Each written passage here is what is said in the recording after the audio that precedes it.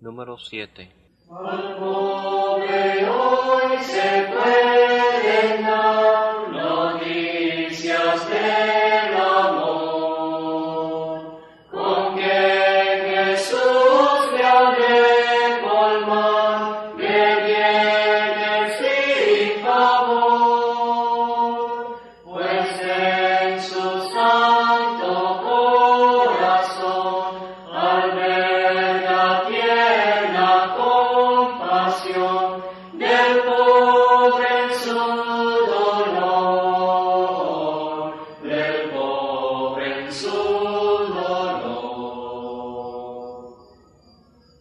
Al cielo